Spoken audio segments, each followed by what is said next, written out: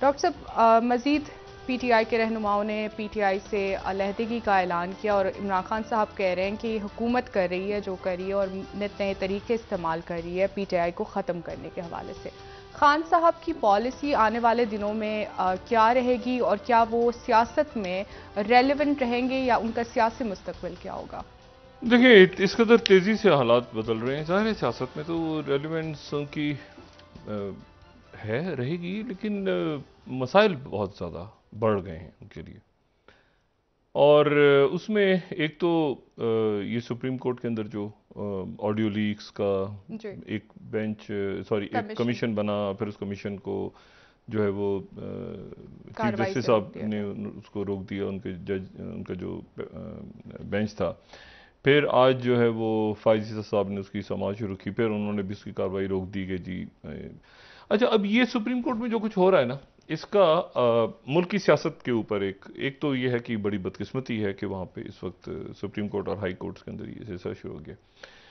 लेकिन इसमें जो है वो और मेरा ख्याल है कि इसकी इम्पोर्टेंस इसलिए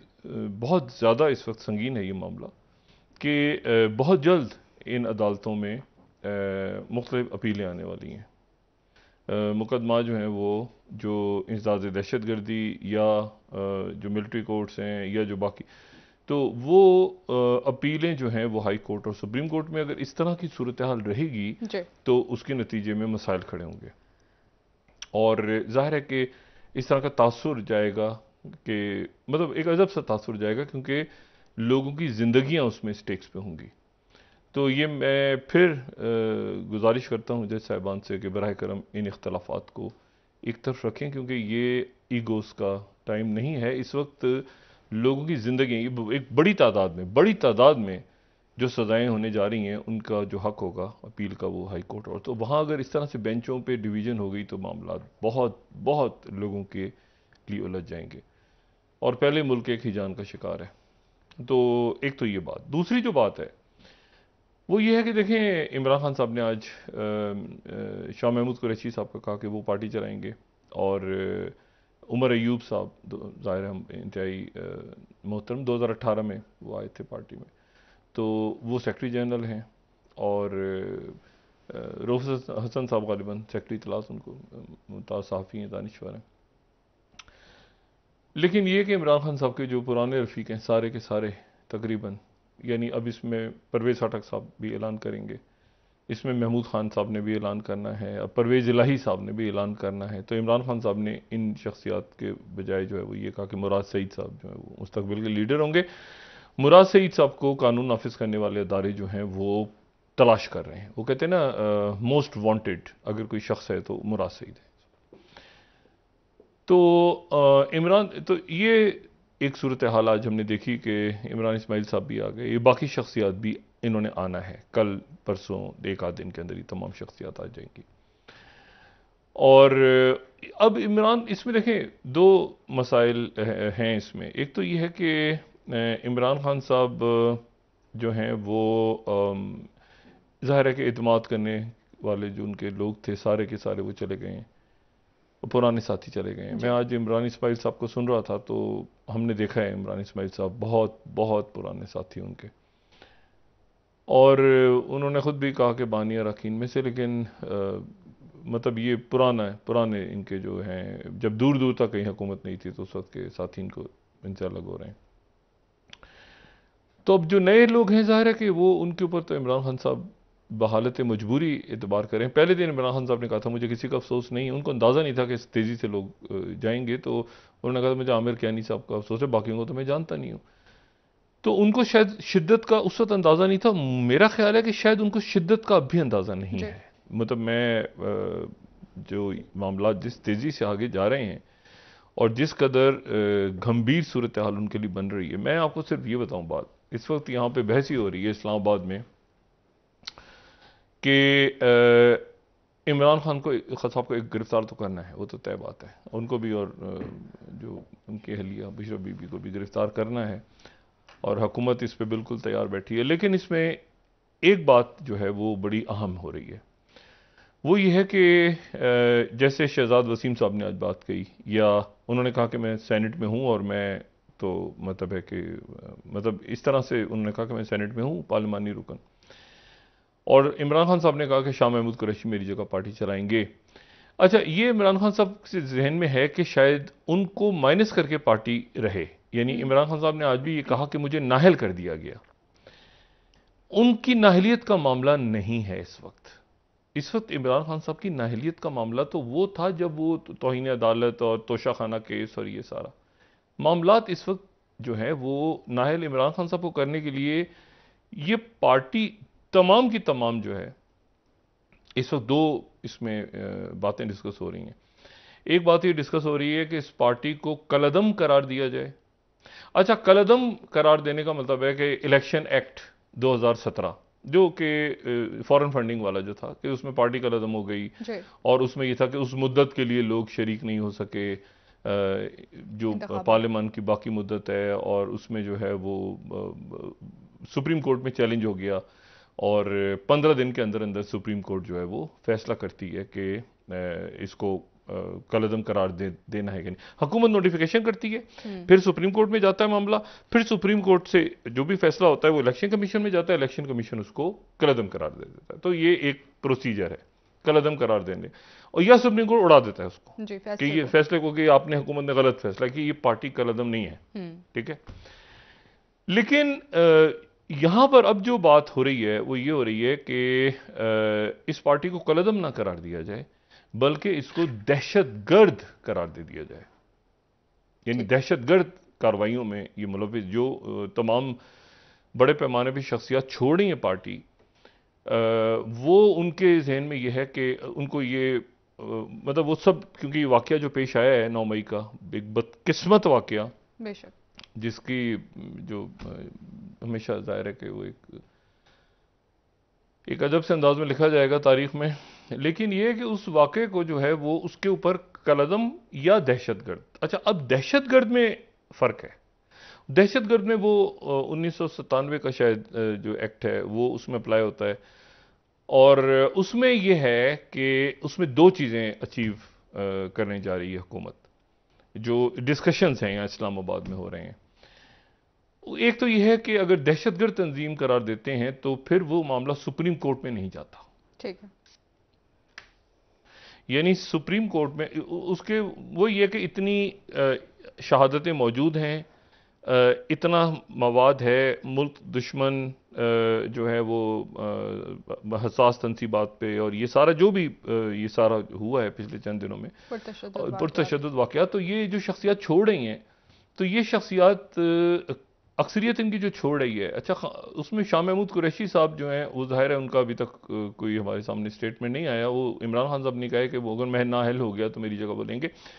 लेकिन अभी और इसी तरह शहजाद वसीम साहब ने भी कहा है कि मैं पार्लियामान में रहूंगा। तो क्योंकि चीज़ें फ्लूइड हैं, दरमियान में हैं, अभी कुछ तय नहीं हुई चीज़, लेकिन जिस वक्त ये तय हो गई कि ये कलअदम है पार्टी, तो कलअदम में फिर इस टर्म में सारे के सारे, लेकिन जिस हिसाब से पार्टी लोग छोड़ रहे हैं सारे, वो ये समझ रहे हैं कि ये पार्टी दहशतगर्द तंजीम के तौर पे ये दहशतगर्द तंजीम बनने जा रही है। यानी अब समझे, यानी कलअदम और दहशतगर्द। कलअदम सुप्रीम कोर्ट चैलेंज हो सकती है, दहशतगर्द का अगर लगता है तो वो फैसला करती है हुकूमत, तो फिर वो चैलेंज नहीं हो सकता सुप्रीम कोर्ट में। अच्छा, अब जो अल्फाज इस्तेमाल कर रहे हैं हुकूमत के वज़रा वगैरह, आप देखें वो अगर बात कर रहे हैं तो वही कह रहे हैं कि बातचीत तो हमारी सियासतदानों से होती है, ये तो दहशतगर्द हैं। तो इसका मतलब ये है, इससे 2 चीजें अचीव होने जा रही हैं। पहली चीज तो ये है कि दहशतगर्द का ट्रायल फिर वो तेजी के साथ होने जा रहा है, और उसमें सजाएं भी जो है वो हुकूमत का फैसला है, और हुकूमत ये बात कह रही है बार बार, हम सियासी जमातों से तो डायलॉग कर सकते हैं लेकिन दहशतगर्द टोले से नहीं कर सकते। अच्छा, अब वो ये दहशतगर्द टोला जब वो कह रहे हैं ना कि मुज़ाकरात हम नहीं कर सकते, तो उसके पीछे ये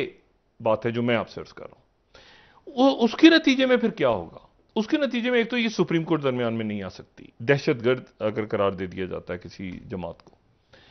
दूसरा जो है उसमें ये होगा फौरी तौर पे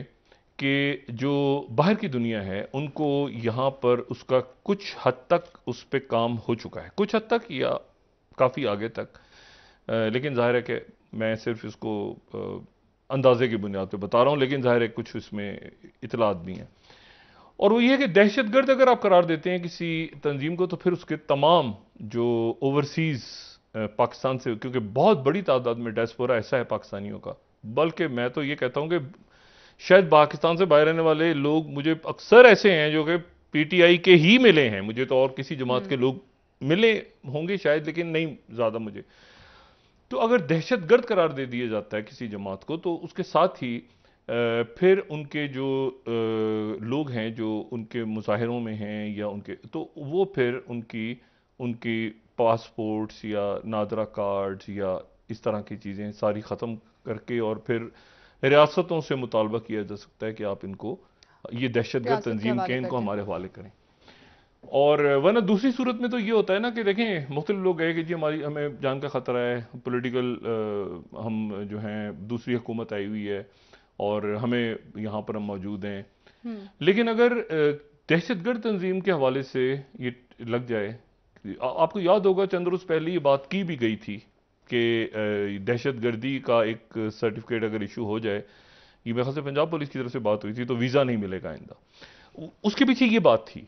अच्छा, तो दहशतगर्द तंजीम में फिर ये है कि दहशतगर्द तंजीम में एक तो ये कि ओवरसीज जो भी लोग हैं मौजूद, जो आइडेंटिफाई हुए हैं, वो सारे के सारे उनके यहाँ पे जो नादरा कार्ड्स और जो भी उनकी ड्यूल नेशनैलिटी और वो सारी वो ख़त्म कर दी जाएगी। और वो मुल्क फिर उसके बाद ये कहेंगे कि जी ये मुल्क जो है, जैसे किसी मुल्क में आप दहशतगर्द तंजीम हो गई है, ठीक है, तो फिर ये रियासत टू रियासत है कि क्या आपने हमारे दहशतगर्दों को पनाह दी हुई है। तो फिर बात, फिर मुकालमा इस तरह से नहीं होता कि जी आपने हमारे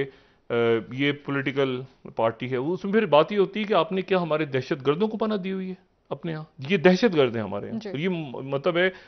फिर रियासतें जो होती हैं वो जाहिर है कि मुख्तलिफ रियासतें इस लफ्ज़ से,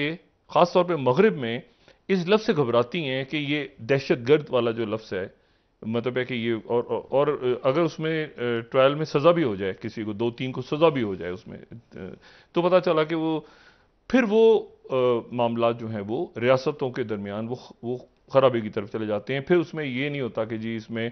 हमने मतलब रखना है, भेजना है। कई मुल्क ऐसे हैं जो खुद भी इस वक्त चाह रहे हैं कि वहाँ से पाकिस्तानी डायस्पोरा जो है वो कम हो, पॉलिटिकल पार्टी से रिलेटेड। तो उनकी तरफ से तो ये आप समझ लें कि एक तरह से म्यूचुअली उसमें फिर मैं नाम नहीं लेना चाह रहा, लेकिन कुछ मगरबी ममालिक जहाँ पे ज़्यादा बड़ी तादाद में पीटीआई की शख्सियतें हैं, इसी तरह से जो फिर दहशतगर्द उसमें ये होता है कि आप अगर गल्फ़ में बैठे हैं, किसी और मुल्क में, खलीजी रियासत में, आप कुछ देख रहे हैं चीज़, आपने कोई वेबसाइट भी खोली है, आपने कोई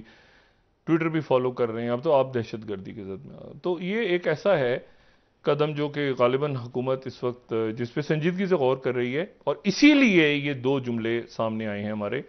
जिसमें उन्होंने कहा है कि सियासतदानों से बात, इमरान खान साहब कह रहे हैं कि हमें सियासी बात करनी चाहिए और सियासतदानों को बैठना चाहिए, और जो हुकूमत है वो कह रही है कि बात तो सियासतदानों से होती है, दहशतगर्दों से जी। उसका ये बड़ी एक फिर एक बहुत मामला जो है ना वो एक मुख्तलिफ तरफ चला जाएगा, यानी इस तरह चला जाएगा कि ये और ये ख़ास तौर पे डायस्पोरा के हवाले से पाकिस्तान से बाहर जो लोग हैं, मतलूब हैं या उनको बुलाना चाहते हैं, ये मतलूब तो मैं नहीं कहूँगा, यानी बुलाना चाहते हैं, ये चाहते हैं कि वापस पाकिस्तान आए, तो वो उसमें फिर ये लफ्ज़ लगाना ज़रूरी है कि ये एक पाकिस्तान की एक दहशतगर्द तंजीम है पीटीआई, और इससे कोई पॉलिटिकल पार्टी जितनी भी हैं उन सबका कंसेंसस है, पाकिस्तान की तमाम पॉलिटिकल पार्टीज इस बात पे इत्तेफाक करती हैं कि ये एक सियासी जमात जो है ये दहशतगर्द जमात है।